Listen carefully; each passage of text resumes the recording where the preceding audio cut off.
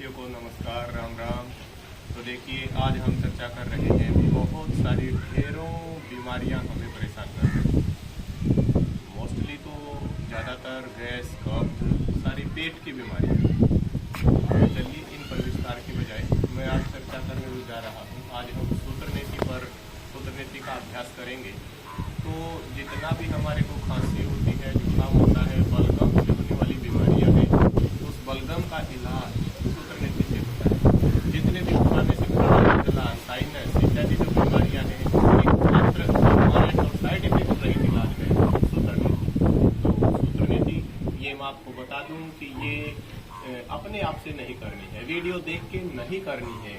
ये सावधानी रखनी है। विनम्र निवेदन है कि जो भी सूत्रनीति करे वो किसी अच्छे योगाचार्य के पास जाकर पहले अभ्यास करे, उसके बाद करे। और इतना डरने की जरूरत नहीं है, ये बिल्कुल नॉर्मल है, स्वाभाविक प्रक्रिया है। तो ठीक है, जो सूत्रनीति रूटीन में करेगा वो निश्चित रूप से प्राणायाम का पूरा लाभ उठा पाएगा।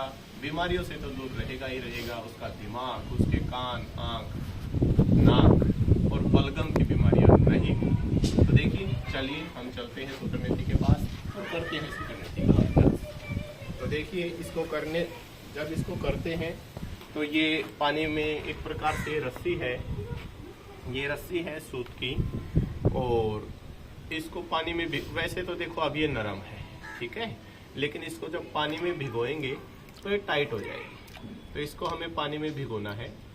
और इसके जब करें तो पहले नाक को अच्छी तरह से मैं पहले नाक वगैरह साफ कर चुका हूँ, इसलिए मैं सीधे कर रहा हूँ। नाक को अच्छे से फुर ऐसे करके साफ कर लें और नाक में घी या बादाम तेल, कुछ ऐसा बादाम तेल वगैरह नाक में 2-2, 4-4 टपके डाल लें और उसके बाद फिर सूत्रनीति करें।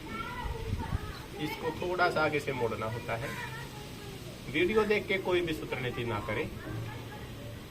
हाँ, इसको जो लगातार करेगा वो खांसी से, जुकाम से बचा रहेगा और साइनस, नजला, पुराने से पुराना नजला, पुराने से पुरानी साइनस ठीक हो जाएगी। उसकी कहीं ऑपरेशन करवाने की कोई ज़रूरत नहीं है, कोई दवाई लेने की ज़रूरत नहीं है। उसको प्राणायाम, उसका प्रत्येक श्वास प्राणायाम होगा। और प्राणायाम का पूरा लाभ यदि लेना है तो सूत्रनीति करने के बाद ही प्राणायाम करना चाहिए। तो चलिए इसको करते हैं हम। इसको करने से पहले हमें देख लेना है कि कौन सी नाक से श्वास अच्छा चल रहा है।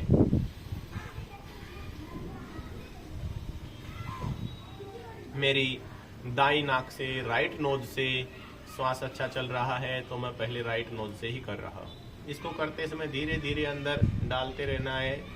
मुंह से खींचना नहीं है, बल्कि बाहर से धकाना है और मुंह खुला रखना है, सांस मुंह से लेना है।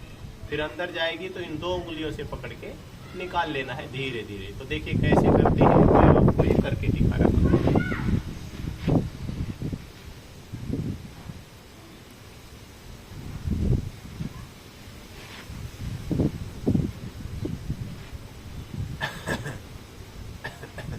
ये देखो,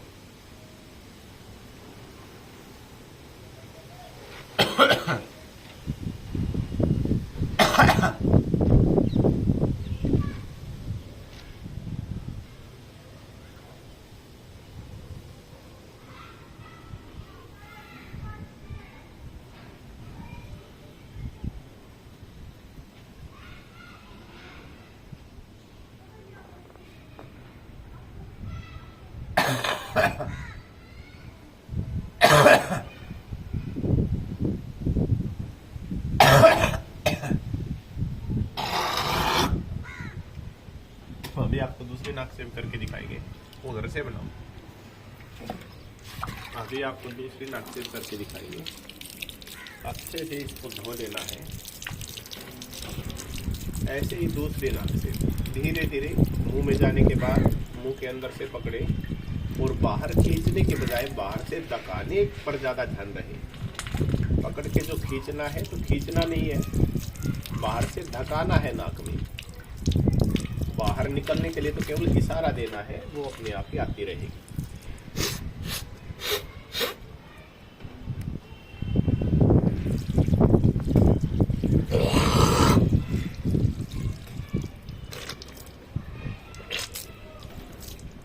अब देखिए दूसरी नाक से यदि आप चाहते हैं साइनस से बचे रहें, श्वास आपको थोक के भाव में ऑक्सीजन आपके अंदर जाए, फेफड़ों की बीमारियों से बचे रहें, आपको ऑक्सीजन लेवल, आप सांस के मरीज हैं, सांस की बीमारी से आप छुटकारा पाना चाहते हैं, तो सूत्र नीति जरूर करें। किसी अच्छे योगाचारी से सीख के करें।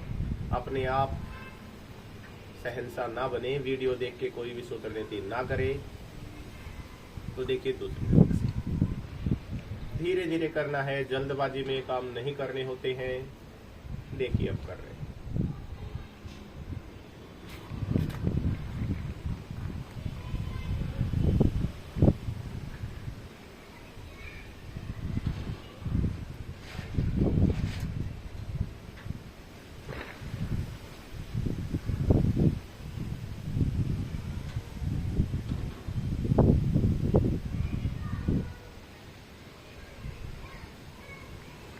ये देखो